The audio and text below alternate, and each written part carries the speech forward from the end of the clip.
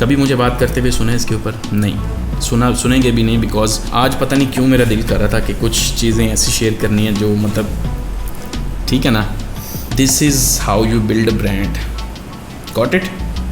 तो भाई ये है पूरी गेम, अभी आगे और बड़ा कुछ आने वाला है। तो आई थॉट के चलें कुछ सीक्रेट्स पब्लिक में भी शेयर करते हैं। 7 बेसिकली ऐसे रैंकिंग फैक्टर्स हैं, अगर 200 रैंकिंग फैक्टर्स की बात करें ना गूगल के ऊपर, जितने भी 200 रैंकिंग फैक्टर्स, उनमें से ये वाले 7 हैं जिनके बारे में अगर आपको ये वो मोस्टली इनमें से आपने सुने भी नहीं होंगे और ये वो बहुत मैटर करते हैं, ठीक है। सबसे पहले हमारे पास आ जाता है एंटिटी बेस्ड एसईओ। अब एंटिटी बेस्ड एसईओ क्या होती है? First of all, what is an entity, ठीक है।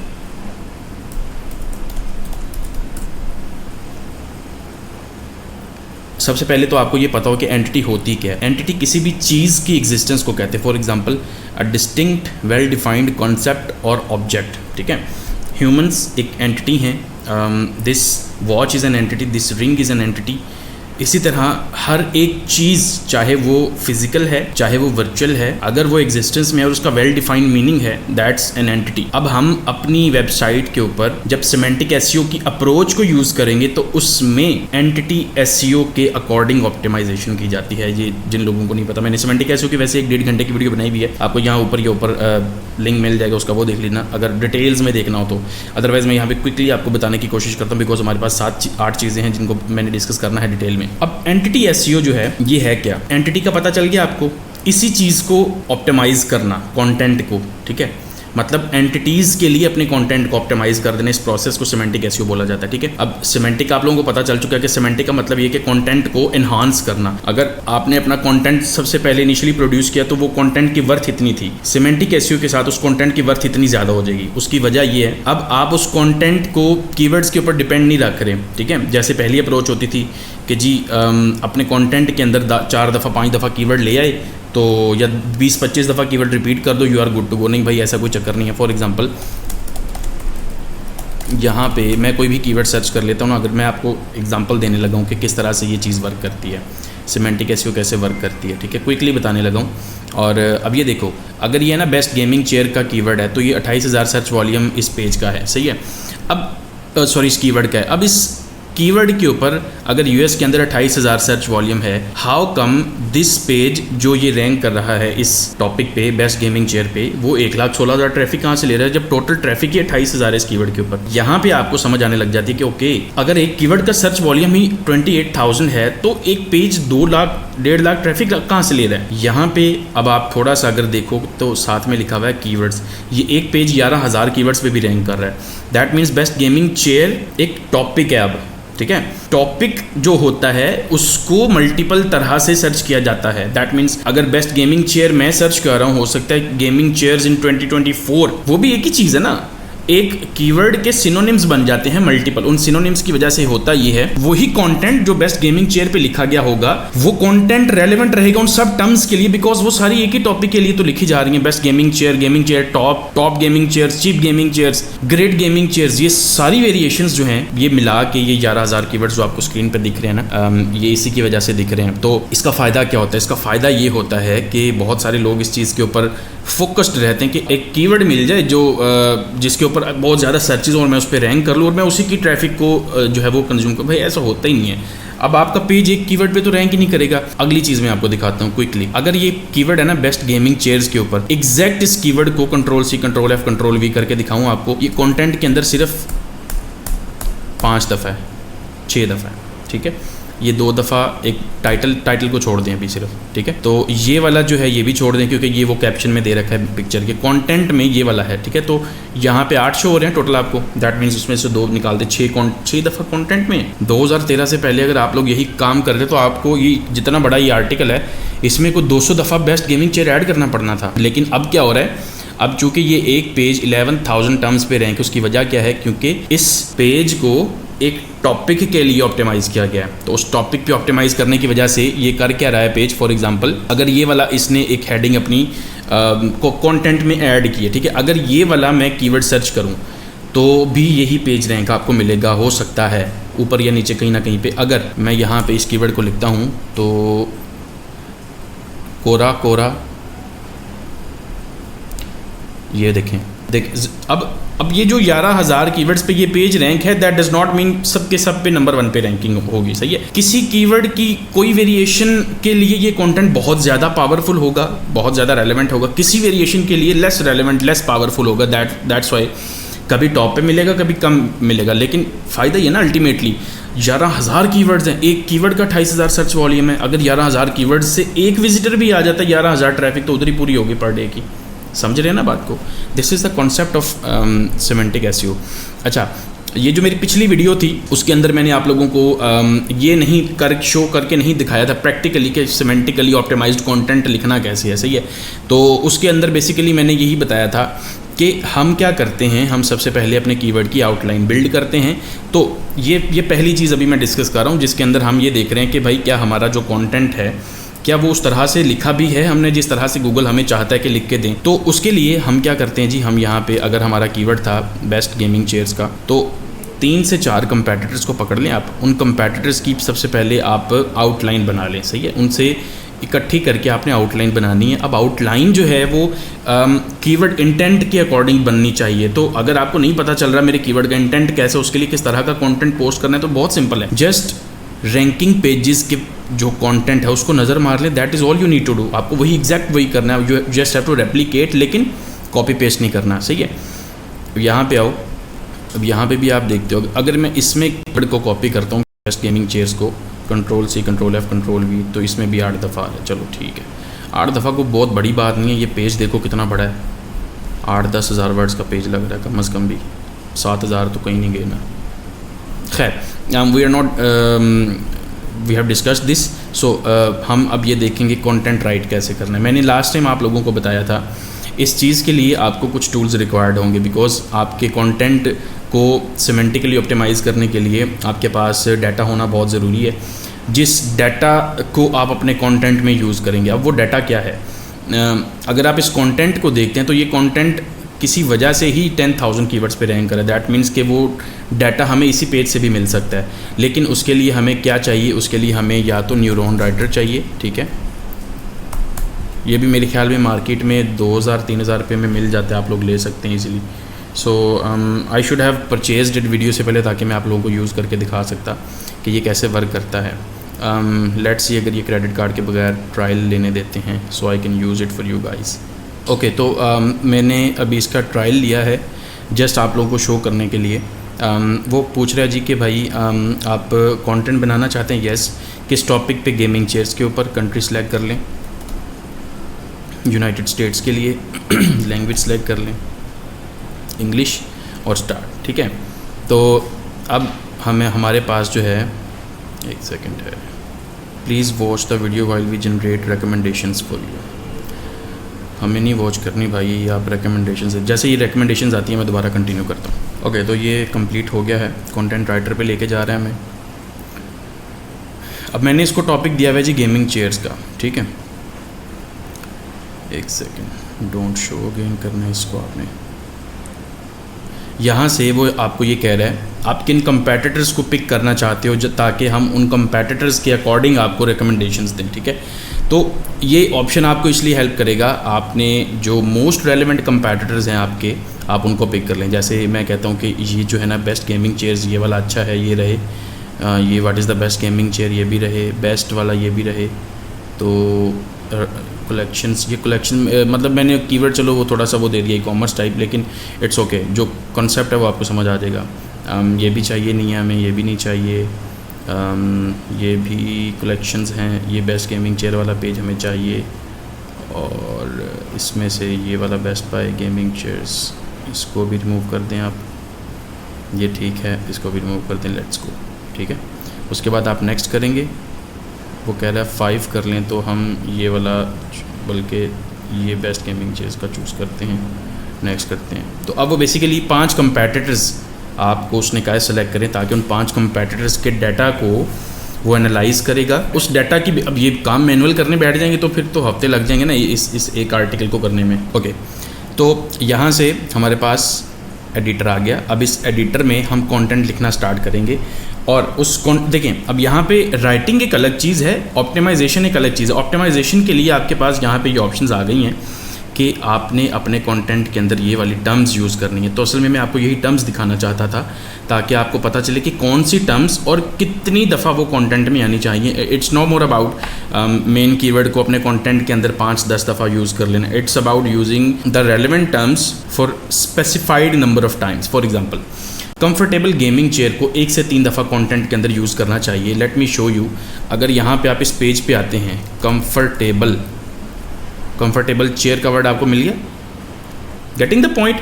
तो इस तरह की ये सारी जो टर्म्स हैं, जो इंपॉर्टेंट टर्म्स है जिसके अंदर एंटिटीज़ भी आ जाएंगी और बाकी रिलेटेड वर्ड्स भी आ जाएंगे, सिनोनिम्स भी आ जाएंगे, वो सारा आपको इस टूल से मिल रहा है। सही है, तो चाहे आप यही वाला बना लो या इट्स अप टू यू। उसके बाद आप जनाब आ जाएँ तो कंटेंट लिखना शुरू करेंगे। हाँ, अब आप एक और काम ये कर सकते हो कि आप यहाँ से इस डाटा को अपने पास निकालो और चैट जीपीटी को बोलो। फॉर एग्ज़ाम्पल, यहाँ से आप इसको कॉपी कर लेते हैं और अपने पास लिस्ट ऑफ टर्म्स निकाल लेते हैं। बल्कि सजेस्टेड नंबर ऑफ यूजेज जो है ना, एक दफ़ा तो कम से कम आ जाए ना, that is enough. Minimum 1 time तो आना ज़रूरी है, ठीक है। लेकिन कोशिश करें कि रिकमेंडेड नंबर ऑफ टाइम अगर ये आ जाए तो वो ज़्यादा इफेक्टिव है। वो कंटेंट को डिफरेंट एंगल्स के लिए ऑप्टिमाइज करेगी। For example, this is your topic, ठीक है। तो आपके कंटेंट में अगर गेमिंग चेयर की बात हो रही है तो cheap gaming chair, portable gaming chair, this gaming chair, that gaming chair. सही है। अब आपका ओवरऑल कंटेंट गेमिंग चेयर के लिए तो ऑप्टिमाइज होगा, लेकिन क्या वो चीप के लिए भी ऑप्टिमाइज्ड है ताकि वो चीप पे रैंक कर सके ना, चीप गेमिंग कीवर्ड्स के ऊपर। फिर दूसरे पहलू के लिए, दूसरे एंगल के लिए, तीसरे एंगल के लिए, तो एक टॉपिक के मल्टीपल एंगल्स होते हैं भाई। अगर बेस्ट गेमिंग चेयर्स है तो लोग बजट के साथ उसको सर्च करेंगे, लोग प्रायोरिटी के हिसाब से उसको सर्च करेंगे, पोर्टेबिलिटी के साथ। हर एक चीज के कुछ एंगल्स होते हैं, कुछ एस्पेक्ट्स होते हैं जिनकी बेस पे किसी चीज को लोग डिस्कस करते हैं या सर्च करते हैं। हमें उन एंगल्स को भी अपने कंटेंट के लिए, अपने कंटेंट को उनके लिए भी ऑप्टिमाइज करना है। तो वो कैसे होगा? जब उन एंगल्स की भी हम रिलेटेड टर्म्स को अपने कंटेंट में यूज कर लेंगे। सो अब यहाँ पे मैं आपको ये नहीं बताने जा रहा कि सेंटेंस कैसे लिखा जाता है, because this is not the domain of this particular video कि सेंटेंस कैसे लिखना है, सेंटेंसेस क्या होते हैं, इंग्लिश में पीरियड कहाँ पे आना है, फर्स्ट लेटर किधर आना है। This is not the topic for this video. सही है। You should know how to write. अगर आपको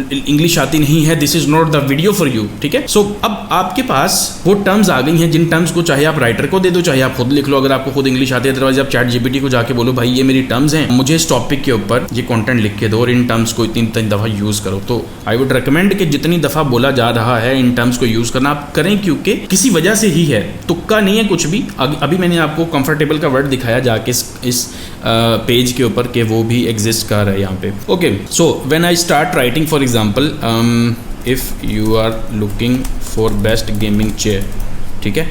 तो अब ये देखें, ये यहाँ पे बेस्ट गेमिंग चेयर का जो वर्ड है वो मेरे कंटेंट के अंदर साथ ही हाईलाइट हो गया, ठीक है, क्योंकि मैंने उसको यूज़ कर लिया। अब उसकी जो डिज़ायर्ड फ्रीक्वेंसी बताई गई है वो है 1 से 13। दैट मीन्स कम से कम एक दफ़ा आ जाए, 13 से ज़्यादा ओवरडू हो जाएगा, वो ओवर ऑप्टिमाइजेशन में चला जाएगा। आप अगर इस तरह से नहीं कर रहे थे काम तो खुद से पूछें कि आप तो फिर तुक्के ही लगा रहे थे ना अभी तक अपनी कंटेंट के साथ कि कुछ चल जाएगा कुछ नहीं चलेगा। तो होता ये है, आप किसी भी साइट को उठा के सेमरश में डाल के देख लेना, आपको 20% पेजेस रैंक मिलेंगे, 80% रैंक नहीं मिलेंगे, ठीक है। आप खुद जाके चेक कर लेना। I not waste my time on that, but I am telling you my experience, ताकि आपको ये चीज़ पता चले कि what is the reason behind that कि अगर हमने 100 आर्टिकल्स पोस्ट किए तो उसमें से सिर्फ 10-20 ही रैंक करेंगे।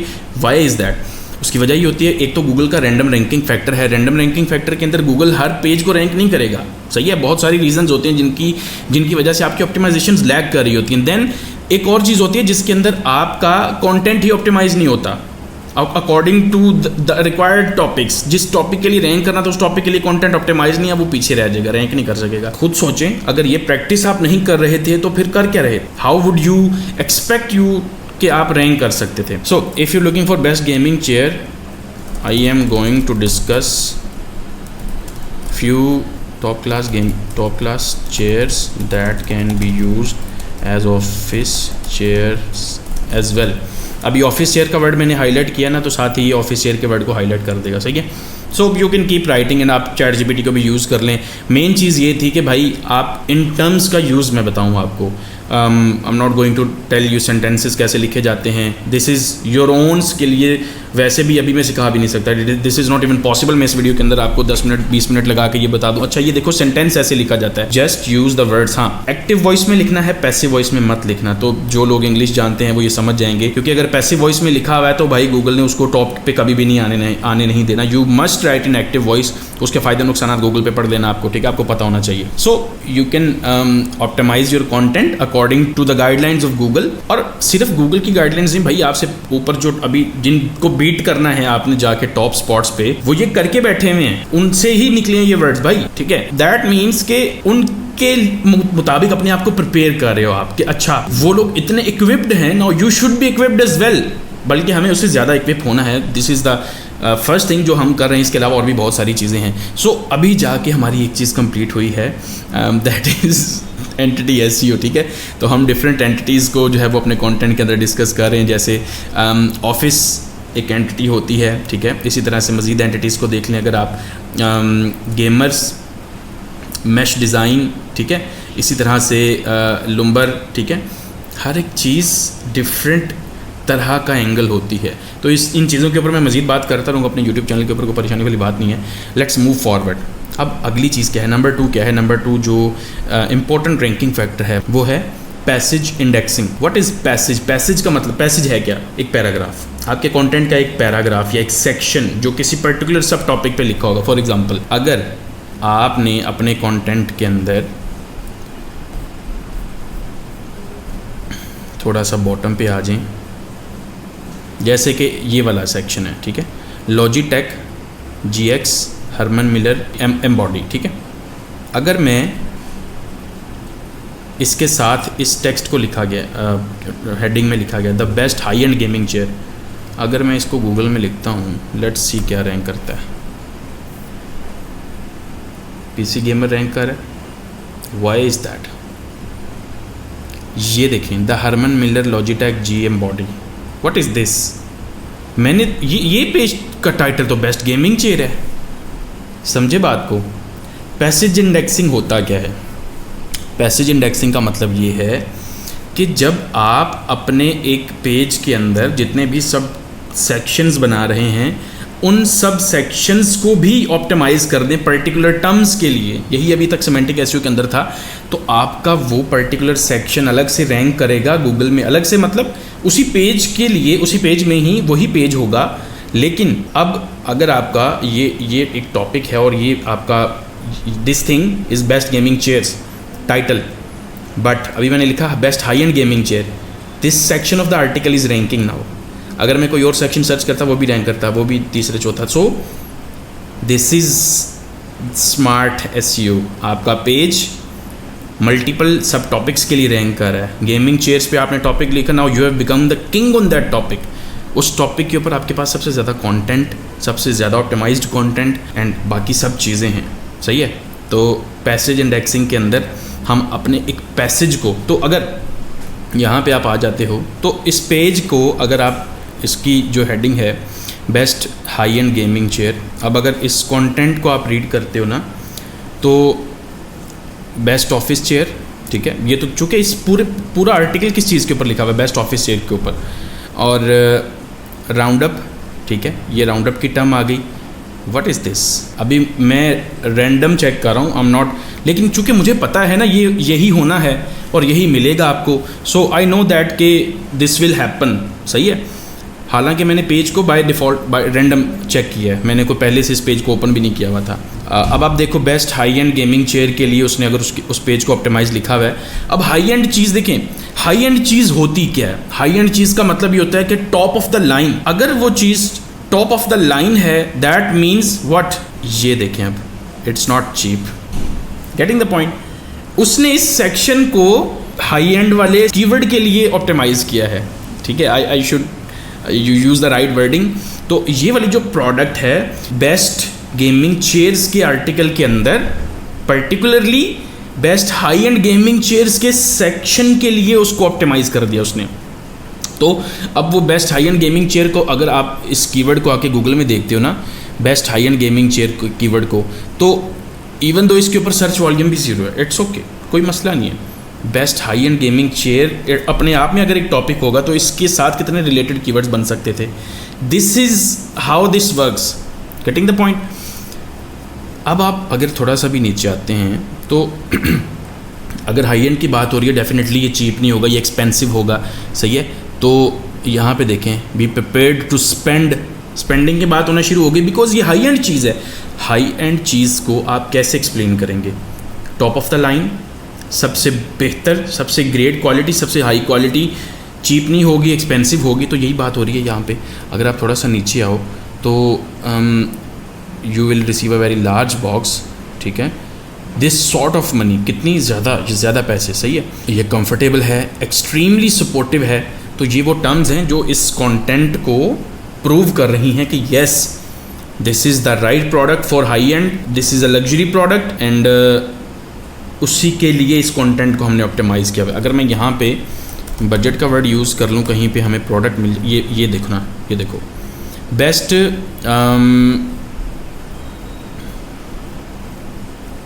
ये देखो बेस्ट बजट गेमिंग चेयर है ना। अगर मैं इस कीवर्ड को कंट्रोल सी करता हूँ, अब इसके लिए कौन सी साइट रैंक कर रही है? पीसी गेमर रैंक कर रही है भाई। हाउ? बिकॉज देखें यहाँ पे तो टाइटल में नहीं है ना best budget is a complete different entity. Budget जो है it's a complete different topic, but still उसी पे ही एक पेज रैंक करो। उसकी सर्चेस कितनी है? 3.5K।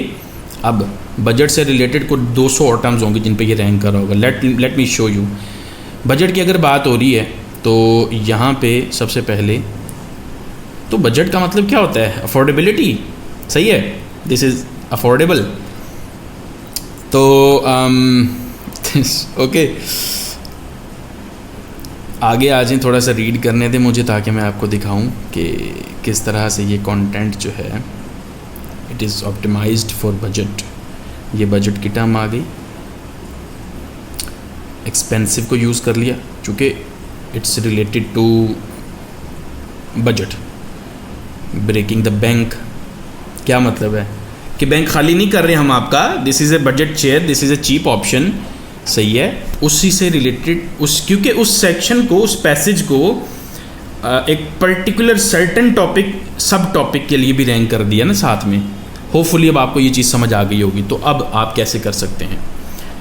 When you want to rank for a topic, particular एक टॉपिक पे कंटेंट लिखना है आपको, उस कीवर्ड के लिए सबसे पहले कंपैटिटर्स को देखें, उनके आउटलाइन जब आप बना रहे हैं तो आउटलाइन वाइज जो है वो आप क्या किया करें, उनका सब सेक्शंस बना लेंगे। हाँ भाई, अब हर सब सेक्शन अपने आप में एक टॉपिक के ऊपर ऑप्टिमाइज़ होगा, ठीक है।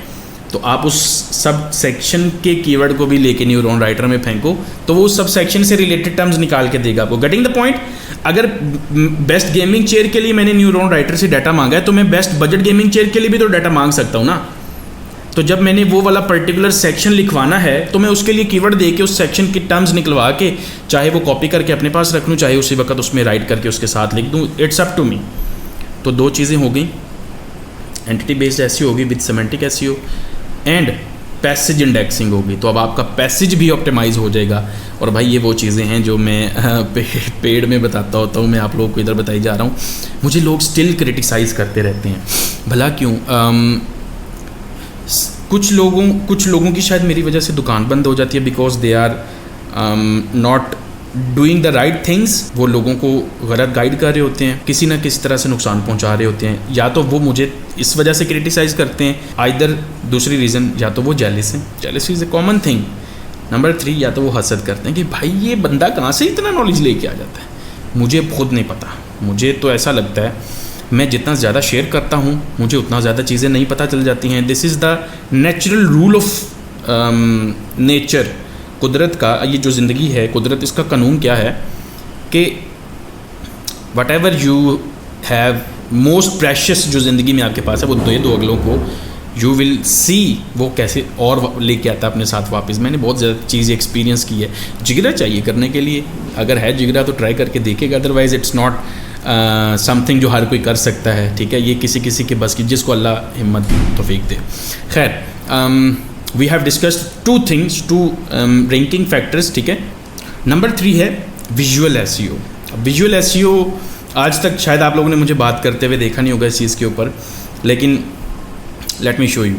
विजुअल एसईओ का मतलब ये है आपकी वेबसाइट वीडियोस और इमेजेस इनसे कितनी ट्रैफिक ले रही है। Have you ever seen that? आप जब भी सर्च कंसोल में आते हैं आपका बाय डिफ़ॉल्ट वेब का परफॉर्मेंस चार्ट आता है। Have you ever gone here, click on the image and apply, ठीक है। Have you ever seen that? अगर नहीं तो जाके चेक करें कितने परसेंटेज आपको ट्रैफिक जो है या इम्प्रेशंस जो हैं वो आपकी पिक्चर्स पे आते हैं। तो बाज़-औक़ात किसी पर्टिकुलर पेज की कुछ पिक्चर्स गूगल इमेजेस के अंदर इंडेक्स होकर रैंक कर रही होती हैं एंड यू फील दैट कि आपके पेज के ऊपर इम्प्रेशंस बहुत ज़्यादा हैं बट क्लिक्स नहीं है। उसकी रीज़न यही होती है कि वो कीवर्ड जब सर्च किया जाता है तो इमेजेस भी उधर लोड हो रही हैं, बट सम टाइम कोई बंदा इमेजेस में नहीं वेब में खड़ा हुआ है, बट यू फील दैट कि यार क्लिक्स क्यों नहीं आ रहे। This is something that happens, usually happens, ठीक है। इसी तरह से आप वीडियोस के लिए भी आपका पेज गूगल में रैंक करता है। Got it? You can check that. यहीं से अगेन आप चेक कर सकते हैं। अब कैसे अपने कंटेंट को, जारी बात है अगर आपकी 100% ट्रैफिक 100% में से 20% पिक्चर्स में से आ रहा है आपको, तो अगर तो आ रहा है that is well and good, एक तो चेक कर लें।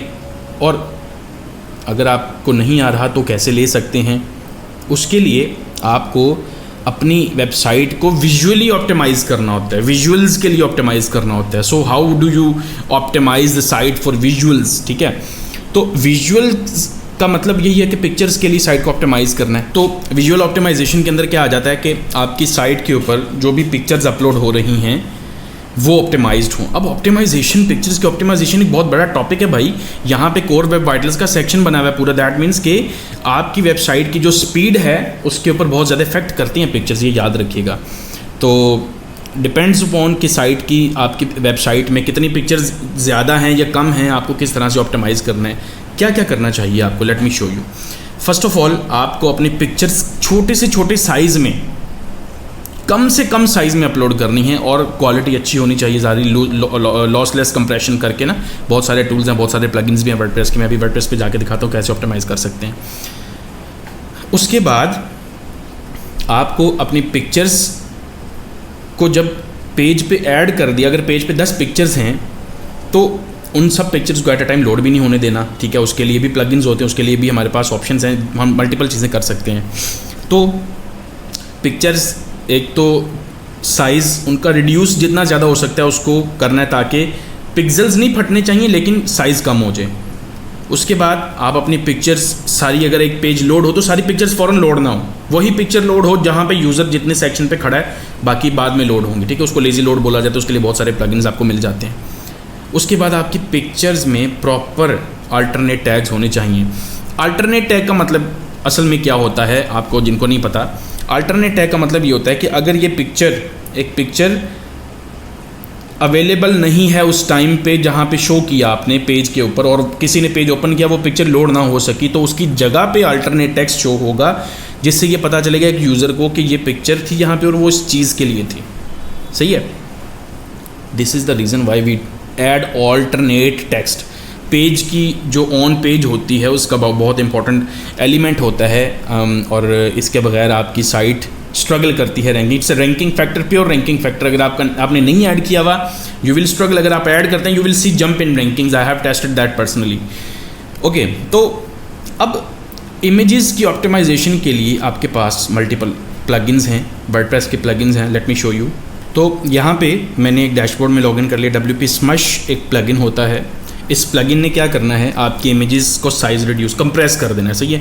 आप चाहें तो आप अपनी वेबसाइट के ऊपर पिक्चर अपलोड करने से पहले भी कंप्रेस कर सकते हैं। बहुत सारी फ्री वेबसाइट्स आपको गूगल पे मिलेंगी, आप लोग देख लीजिएगा। लेकिन अगर आप चाहते हो कि यार नहीं, मेरे से एक्स्ट्रा हेडेक नहीं हो सकती, मैं चाहता हूँ मैं पिक्चर अपलोड करूँ, ऑटोमेटिकली वो कंप्रेस हो जाए खुद ही ऑटोमेटिकली, ये प्लगइन वो काम करेगा। ठीक है, तो इस प्लगइन को आप एक्टिवेट कर लें अपने पास, और ये ऑटोमेटिकली, इसकी सेटिंग्स हैं अभी मैं जाके दिखा देता हूँ क्विकली। उसके बाद आपने एक प्लगइन करना है, बल्कि फ़िलहाल Smush इनफ है। अगर आप विजुअल विजुअल कंटेंट की बात, विजुअल ऑप्टिमाइजेशन की बात करें, जिसमें पिक्चर का साइज़ कंप्रेस कर देना आपने, पिक्चर के अल्टरनेट टैग्स ऐड कर देने आपने, और कैप्शंस भी अगर दे सकते हैं तो ताकि उसको मज़ीद आप वीडियो को, इमेज को डिस्क्राइब कर दें कि ये वीडियो किस चीज़ के बारे में है, कि ये इमेज किस चीज़ के बारे में है। सही है, तो ये प्लगइन ऑल इन वन है। वैसे लेजी लोड भी कर रहा है, सारा कुछ कर रहा है, तो अलग से आपको कोई प्लगइन वैसे करने की जरूरत पड़ेगी नहीं, लेकिन ये सारे मल्टीपल पेड फीचर्स हैं इसके अंदर। फ्री में आपको ये कुछ पिक्चर्स को जो है वो कंप्रेस करके देगा, सबको भी नहीं करेगा। So keep that in mind. ये स्मश की सेटिंग्स हैं, यहाँ पे अगर आप आ जाएँ तो सीधा सीधा वो कह रही है अपग्रेड कर लें, 80% ऑफ आपको मिलेगा। हमें नहीं करना भाई। यहाँ पे देखें तो ये अभी मेरी पिक्चर्स को उसने 57% ऑप्टिमाइज़ किया हुआ है। ये CDN का फीचर पेड है, लोकल वेब पी का फीचर पेड है, लेजी लोड एक्टिव है, smudge mode active. Smudge mode असल में वो चीज़ है जिसमें हमारी वेबसाइट का जो जितने भी पिक्चर्स हैं उनका साइज़ ये रिड्यूस कर देता है। सही है, तो this is all about visual SEO, जिसके अंदर आप अपनी पिक्चर्स को सर्च फ्रेंडली बना रहे हैं। वेबसाइट की स्पीड को ऑप्टिमाइज़ करना और उसमें पिक्चर्स का रोल, दैट्स अनदर थिंग। चाहिए, मतलब एक होता है core web vitals. Core web vitals is this thing, ठीक है। इसमें वेबसाइट की स्पीड आ जाती है, वेबसाइट की जो पिक्चर्स आप ऐड करें उनकी ऑप्टिमाइजेशन एक पार्ट है, ठीक है। होस्टिंग एक पार्ट है, कैशे एक पार्ट है, थीम एक पार्ट है, साइट का स्ट्रक्चर एक पार्ट है। सो ये ओवरऑल मिलके साइट की स्पीड को इम्प्रूव करते हैं, ठीक है। तो इमेजेस वाला जस्ट एक पार्ट है जो मैंने आपको भी बताया, ठीक है। तो कोर वेब वाइटल्स आपकी साइट की पूरी स्पीड जिनके ऊपर डिपेंड करती है, वो 4-5 फैक्टर्स मैं आगे जाके बताने वाला हूँ। अगला फैक्टर वही है, ठीक है। उसके अंदर हम अपनी वेबसाइट को 2 सेकंड से कम में लोड करना है अब हमने, ठीक है। तो जब विजुअल SEO कर रहे हैं तो उसके साथ ही हम कोर वेब वाइटल्स को भी कर रहे हैं। ये चौथी चीज़ है कोर वेब वाइटल्स। तो कोर वेब वाइटल्स का आप लोगों को पता है कि आप अगर फॉर एग्जांपल यहाँ पे गूगल पेज स्पीड इनसाइट्स पर चले जाते हैं और कोई भी पेज आपके पास है जो जिसकी आप स्पीड चेक करना चाह रहे हो, तो यहाँ से आपको कोर वेब वाइटल्स के बारे में डिटेल मिलेगी। तो आप फॉर एग्जांपल मैं यहाँ से इसी URL को पिक करता हूँ,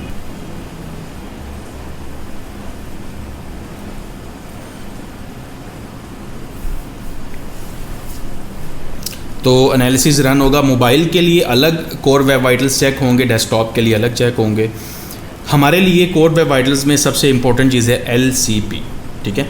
अब ये हमारा LCP जो स्कोर है ना, ये 2 सेकंड्स या 2.5 सेकंड्स, इससे ज़्यादा नहीं होना चाहिए। हमारा पेज 2 सेकंड्स या 2.5 सेकंड्स में लोड होना चाहिए। डेस्कटॉप वाइज हमारी साइट ओके है। अब यहाँ पे देखें तो फर्स्ट ऑफ ऑल आप FCP देख रहे हैं, ठीक है। तो ये 2-3 चीज़ें हैं, FCP, LCP और CLS, ठीक है।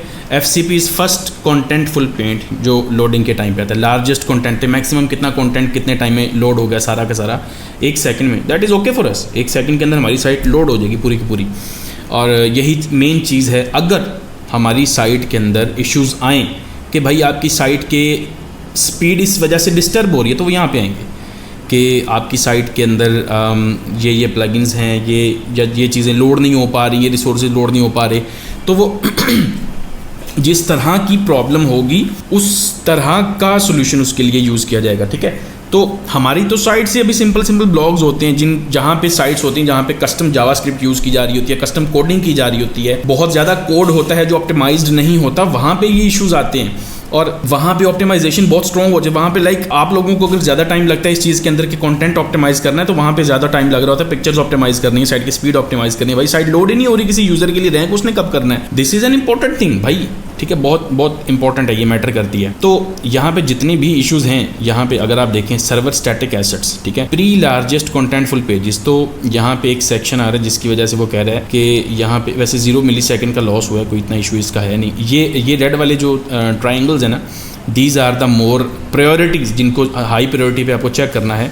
तो ये कह रहा है जी रिड्यूस करें जावास्क्रिप्ट। तो मैक्सिमम चीज़ें आपकी ऑप्टिमाइज़ हो सकती हैं WP रॉकेट के प्लगइन के साथ। तो WP रॉकेट का प्लगइन मैंने पेड लेके रखा हुआ है, और आपको अगर ये प्लगइन चाहिए तो उसके लिए एक छोटा सा आपको काम करना है।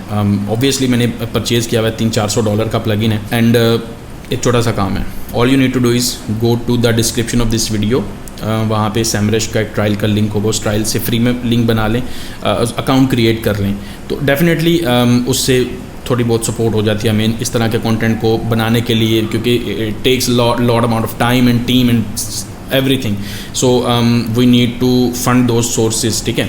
तो देर इज़ नथिंग लाइक कि भाई अर्न कर लेना, नहीं, ऐसे कुछ चक्कर नहीं है। इस तरह के कंटेंट को प्रोड्यूस करना इज़ हेडेक, बहुत कॉस्ट लगती है इस तरह की कंटेंट को, जस्ट वीडियो को रेडी करने में 1 वीक लग जाता है। सो उसका फ़ायदा ये होगा कि आप वो बनाएंगे, ट्रायल बना लेंगे सक्सेसफुली, वो बनना भी चाहिए, ठीक है। और वो बनाने के बाद आप उसकी जो ईमेल आपके पास आए कन्फर्मेशन की, पूरी ईमेल का स्क्रीनशॉट, पूरे पेज का स्क्रीनशॉट लेना है आपने, जस्ट ईमेल वाले सेक्शन का नहीं चाहिए मुझे, पूरे पेज का स्क्रीनशॉट लेंगे आप। और आप बल्कि आप क्या करेंगे, आप उस ईमेल को, वो जो ईमेल आई उसको फॉरवर्ड करेंगे मुझे इस ईमेल के ऊपर ghulamali339@gmail.com पे, ठीक है। आप इससे मुझे फॉरवर्ड करेंगे और साथ में आप लिखेंगे कि मेरी एक साइट है ये वाली, उसके लिए मुझे WP Rocket प्लगइन चाहिए। और आपने ये इस वीडियो में एक्सप्लेन किया था, कौन सी वीडियो थी, जिस वीडियो में आपने 7 रैंकिंग फैक्टर्स बताए थे। दिस इज़ द प्रोसेस, ताकि मुझे पता चले कि आप कहाँ से आए हो, कहाँ से देख के आ रहे हो, ठीक है। इसको करने के बाद आपको प्लगइन रिप्लाई में प्लगइन मिल जाएगा, ठीक है। पेड प्लगइन है, आप जाके चेक कर लें गूगल के ऊपर, उसका लाइसेंस और फाइल में आपको इनबॉक्स में सेंड कर दूँगा। ओके, आपने इसको इंस्टॉल करना है, नथिंग एल्स, जस्ट इंस्टॉल करें और चेक बॉक्सेस होंगे कुछ, उनको फिल करते जाना, दैट्स इट। प्लगइन जब सेट हो जाएगा आपकी साइट विदिन 1 सेकंड लोड होगी, क्योंकि सारी बात है पेड प्लगइन ने सारा कुछ खुद करना है, आपको अलग से कुछ करने की ज़रूरत नहीं। उसी के अंदर पिक्चर्स ऑप्टिमाइज़ हो जाएंगी, लेजी लोड, CDN, हर एक चीज़ उसके अंदर मौजूद है, आपको कुछ अलग से करने की ज़रूरत नहीं पड़ेगी कि अब मुझे ये भी करना है वो भी करना है, सही है। सो अब हमने 4 रैंकिंग फैक्टर्स को डिस्कस कर लिया। अब आ जाता है जी हमारा 5वां ranking factor, which is brand signals. What is a brand signal? कभी मुझे बात करते हुए सुना है इसके ऊपर? नहीं सुनेंगे भी नहीं, बिकॉज आज पता नहीं क्यों मेरा दिल कर रहा था कि कुछ चीज़ें ऐसी शेयर करनी है जो मतलब, ठीक है ना। ओके जी, तो ब्रांड सिग्नल्स क्या होते हैं? For example, this is a site, ये है pcgamer.com। आप इस वेबसाइट को अच्छे से देखें, ठीक है। अब इसका जो नाम है PC गेमर, Ctrl+C करते हैं, गूगल में जाते हैं और लिखते हैं PC gamer, what comes? Looks like कि PC गेमर 22,000 लोग सर्च कर रहे हैं भाई। This is the power of a brand. तो कुछ सिग्नल्स हैं जहाँ से आपके ब्रांड के बारे में गूगल ये जान जाएगा कि लोग जो हैं वो आपके ब्रांड को जानते हैं, वो उसको सर्च करते हैं, वो उस ब्रांड के बारे में केयर करते हैं। क्या आपके ब्रांड के साथ ऐसा हो रहा है? If yes, you are on the safe side. If no, you should do it, because आपके ब्रांड के ये सिग्नल्स अगर नहीं हैं, you are in the red zone at all. हर वक्त रेड जोन में है जब तक आपका ब्रांड सिग्नल्स नहीं है। तो ब्रांड सिग्नल्स किस किस तरह के हो सकते हैं? फर्स्ट ऑफ ऑल, आपकी ब्रांडेड ट्रैफिक होनी चाहिए। ब्रांडेड मतलब आपके डोमेन नेम से। तो आप ब्रांडेड ट्रैफिक को कैसे चेक कर सकते हैं? उसके लिए आपको जाना है जी, यहाँ से कॉपी लिंक एड्रेस कर लें और उसके लिए सैमरश की ज़रूरत पड़ेगी। तो अब देखिए सैमरश का आपके काम आएगा, सही है। तो अगर नहीं बनता सैमरश, तो ट्रायल के थ्रू ना बन रहा हो, तो जिनको अलग से परचेज़ करना हो तो काफ़ी सेलर्स को 1-2 डिस्क्रिप्शन के अंदर मैं मेंशन भी कर देता होता हूँ अक्सर, ये जो ट्रस्टेड होते हैं। बिकॉज मेरे पास बच्चे अक्सर आते हैं जी, सर इसने मेरे साथ स्कैम कर लिया, टूल्स के ज़रिए उसने कर लिया। सो उसका एक पक्का सलूशन मैंने रखा हुआ है। मेरा कोई लेना देना नहीं है, अपने आप पे डील कीजिएगा। यहाँ पे डोमेन एंटर कर दें, उसके बाद आप यहाँ पे अगर आते हैं तो जनाबे अली, आपने देखा कितनी प्यारी ट्रैफिक की ग्राफ है, सही है।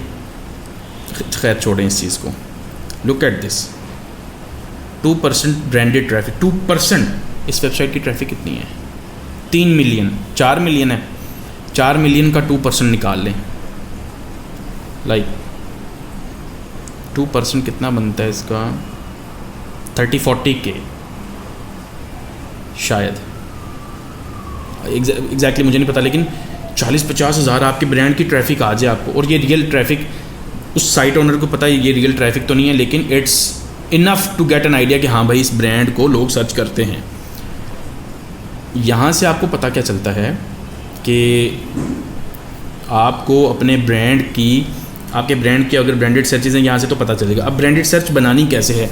उसके लिए आपकी पूरी साइट एफर्ट मैटर करती है। मतलब आपने अपनी वेबसाइट के ऊपर जो भी काम किया है वो इस तरह से किया हो कि जो साइट पे बंदा आए, वो बंदा आके फील भी करे कि वाकई में यार यही वेबसाइट पे तो दोबारा आना चाहिए। आप अपनी साइट ऐसे बना लेते हैं ना, लोड होती है, एड से भरी होती है, जिस पे एक बंदा अगर आ जाए दोबारा उसका आने को दिल नहीं करता।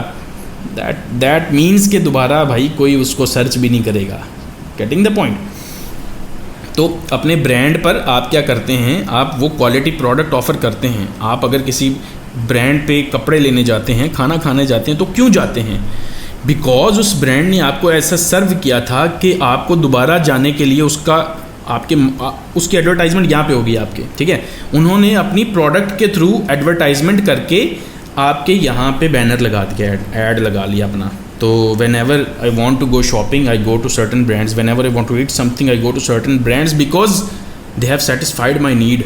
यही यूज़र को चाहिए। Why don't you think like that कि जब फिजिकल वर्ल्ड में जो चीज़ें इंप्लीमेंट हो रही हैं आपको उसको एज इट इज़ डिजिटल में इंप्लीमेंट करना है, तो वहाँ पे लोगों को पता नहीं क्या मसला आ जाता है। क्यों नहीं कर सकते, क्यों नहीं क्वालिटी प्रोवाइड कर सकते? आप किस मकसद के लिए साइट बना रहे हो? फिर अगर आपका मकसद ये था कि उससे पैसा कमाना है, तो उस पैसे कमाने के मकसद को भी पूरा करने के लिए क्वालिटी देनी है ना। वो भी पॉसिबल नहीं है without giving the quality. So how can you do that? Hopefully you will understand this. Brand signals कैसे कैसे बन सकते हैं? तो कंटेंट अच्छा पोस्ट करें साइट के ऊपर, पहली चीज़। नंबर 2, हो सके तो सोशल एक्टिविटी साइट के ऊपर बिल्ड करें। फॉर एग्जांपल, अगर ये वेबसाइट है तो इसके ये सारे सोशल मीडिया चैनल्स क्यों बने हुए हैं भाई? Why is the reason? क्योंकि ताकि अगर कंटेंट साइट पे डल रहा है तो बाकी प्लेटफॉर्म्स पे भी तो वही डल सकता है। क्या मसला है उसके अंदर? ठीक है। तो यहाँ से आप अगर इस वेबसाइट पे आते हो, भाई 3.7 मिलियन फॉलोअर्स हैं इस पेज के, that is a good thing. Getting the content share करें साइट के ऊपर। तो अब आपको ये समझ आना चाहिए कि हाँ ओके ठीक है, आपके ब्रांड के बारे में सिर्फ गूगल पे लोगों को नहीं पता चल रहा, आपके ब्रांड के बारे में ओवरऑल हर मार्केट, हर जगह पे आप लोगों को पता चल रहा है। जब लोगों को उसके बारे में पता चलेगा, ultimately you start getting on their minds.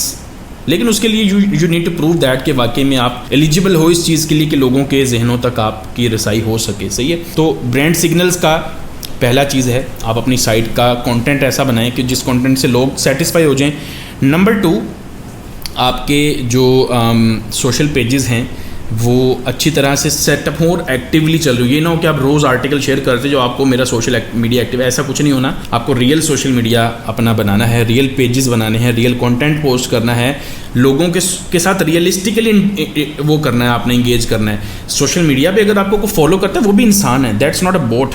और अगर आप उस इंसान के लिए उस तरह का कंटेंट नहीं डालते, definitely it's an extra effort, but उसका फ़ायदा भी है। सो होपफुली ये चीज़ भी आपको समझ आ गई होगी। अच्छा सॉरी, इसमें एक और चीज़ मैं मिस कर गया कि बाज़ औक़ात क्या होता है कि आपके ब्रांड को लोग जानते होते हैं, आपको नहीं पता चल रहा होता, तो उनको बोला जाता है ब्रांड मेंशंस। ठीक है, आप एचरेफ के थ्रू चेक कर सकते हैं उनको। एचरेफ जिनके पास ना हो, स्क्रीन पे एक नंबर आएगा, ये सेलर ऑफर करता है तो इससे परचेज कर सकते हैं। एचरेफ में ब्रांड मेंशंस का एक ऑप्शन होता है, आप ब्रांड मेंशंस को सेट कर सकते हो कि मेरे ब्रांड के इन टर्म्स को जब भी कहीं पे दुनिया में कोई भी डिस्कस करे, कहीं पे भी मेंशन हो, तो वो मुझे दिख जाए, ताकि आप उनको जाके बोलो भाई लिंक भी कर दो मुझे, ताकि लिंक बैकलिंक अलग से मिल जाए, ब्रांड मेंशंस। तो अगर एक ये पीसी गेमर जैसी साइट है, 3.5 मिलियन ट्रैफिक है जिसकी, अगर इस वेबसाइट पे आपका ब्रांड मेंशन हो जाए, कितने लोगों को पता चलेगा आपकी साइट के बारे में।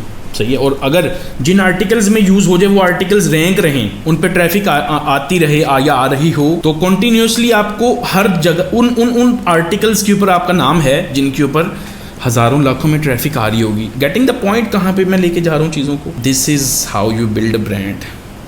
Got it? तो भाई ये है पूरी गेम, अभी आगे और बड़ा कुछ आने वाला है। तो उसके बाद अगली क्या इंपॉर्टेंट चीज़ है, कंटेंट फ्रेशनेस।